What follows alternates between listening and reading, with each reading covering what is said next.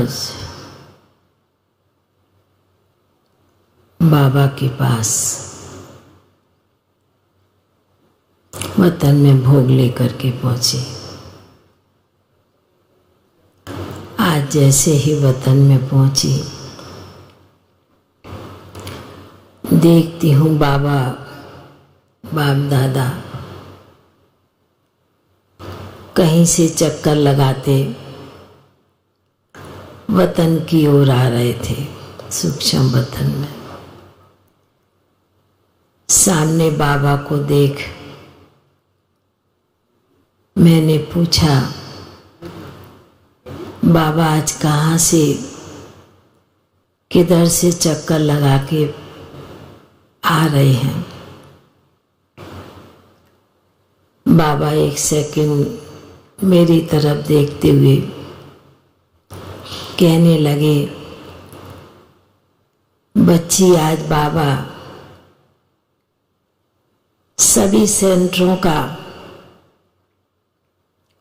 मधुबन का भी चक्कर लगाते हैं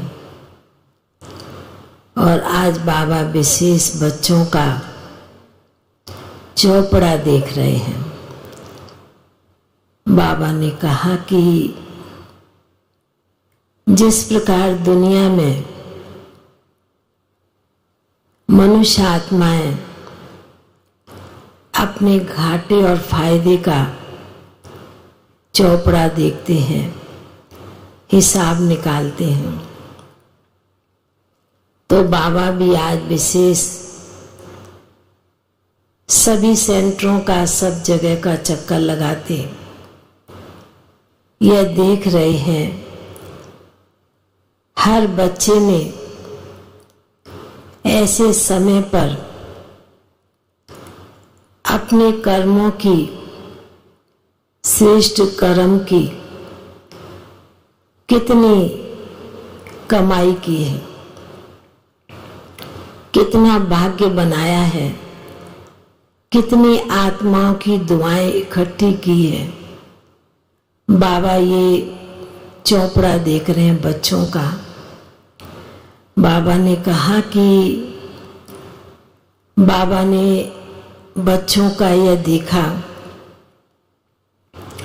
कई बच्चे तो ऐसे समय पर बहुत अपना निजी पुरुषार्थ में लगे हुए हैं, सभी सेंटरों का चक्कर लगाते और कई कोई ना कोई बात लेकर अपने आप को गफलत में डालते हैं।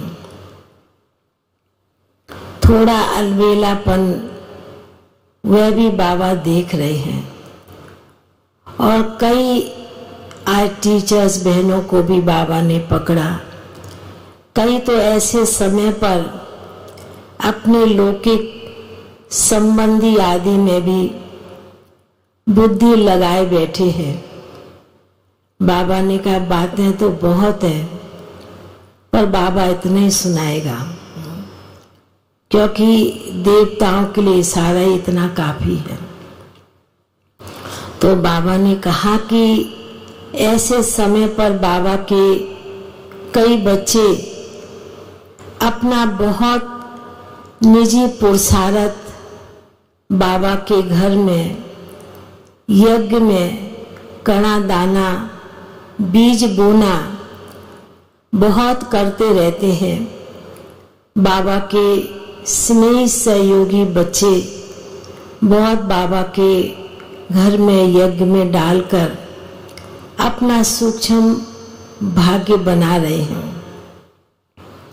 बाबा ऐसे सुना रहे थे, फिर एकदम देखती हूँ कि बाबा के बाजू में गुलजार दादी पहुंच गई और दादी को देखकर बाबा भी कहते हैं, बच्ची देखा आज बाबा क्या देख रहा है?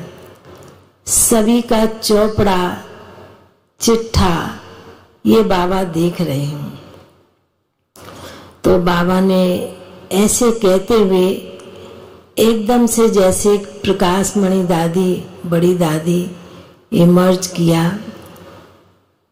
बाबा ने कहा कि देखो बच्ची, मेरे को सामने रखते हुए बाबा ने कहा गुलजार दादी के लिए, यह बच्ची तो निश्चिंत और निसंकल्प रही और न्यारी होकर के रही। बड़ी दादी के लिए कहा कि बच्ची तो ला के बैलेंस में भी चलती थी और साक्षी दृष्टा होकर के भी यज्ञ को चलाया और संभाला। फिर इतने में देखती हूँ बड़ी दीदी को इमर्ज किया बाबा ने आज। बाबा ने कहा कि यह बच्ची भी समय के अनुसार ब्राह्मण बच्चों को चलाने में ला और लब का बैलेंस बनाकर चली। चौथी आत्मा कौन होगी? जानकी दादी को इमर्ज किया। बाबा ने कहा कि इस बच्ची ने तो यज्ञ में रहकर, यज्ञ में बैठकर यज्ञ प्रसाद बांटने का भी बहुत कार्य किया है। बाबा ऐसे सुना रहे थे और बाबा बीच में बैठे हुए थे। बाबा के एक बाजू में जानकी दादी, गुलजार दादी और दूसरी बाजू में दीदी और दादी बैठे हुए थे। बाबा ने कहा कि इसलिए बाबा ने मर्ज किया है इन दादियों को कि सभी ब्राह्मण बच्चों का विशेष पोता मेल चिट्ठा देखने के लिए। बाबा ने फिर कहा कि देखो बच्ची, ऐसे समय पर जो बाबा के बच्चों ने और यज्ञ में भी कर रहे हैं, अभी भी करते रहते हैं, उसके ऊपर बाबा ने एक उदाहरण दिया, एक दृश्य मर्ज किया। बाबा ने कहा कि जिस प्रकार देखो बच्ची, एक छोटी सी सब्जी है आलू, और सब्जियों का राजा है आलू। तो बाबा ने कहा कि आलू का बीज कैसे डाला जाता है और बीज निकलता कैसे, फल कैसे निकलता है,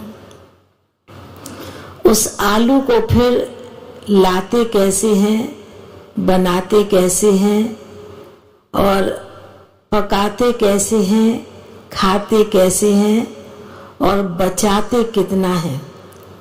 बाबा ने कहा ये बहुत दूरादेशी होकर के बच्चे देखें, एक छोटी सी सब्जी को लाने के लिए बीज से लेकर अंत तक, जमा तक, ये बाबा देख रहे हैं।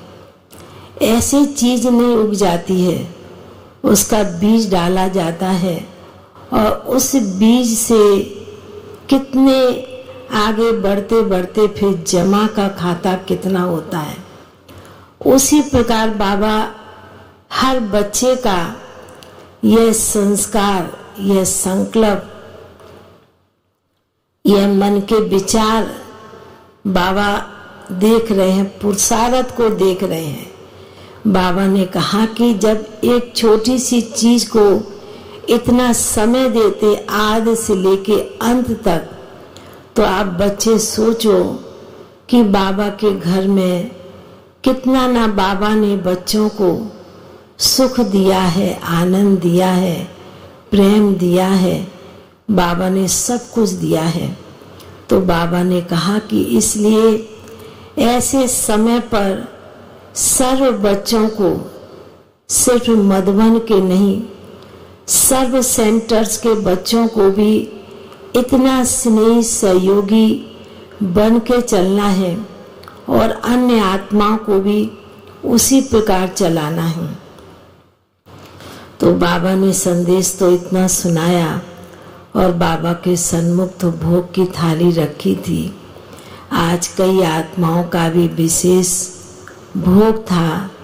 बाबा ने उन भाई बहनों को, उन बच्चों को वतन में इमर्ज किया और इमर्ज करते जैसे कि बाबा ने आज विशेष जिन दादियों को इमर्ज किया, उन दादियों को बड़े प्यार से मधुबन का भोग स्वीकार कराया। बाबा ने कहा मेरे मुरब्बी बच्चे हैं, आदि रतन हैं, तो बाबा पहले इनको खिलाएंगे, स्वीकार कराएंगे, फिर और बच्चों को।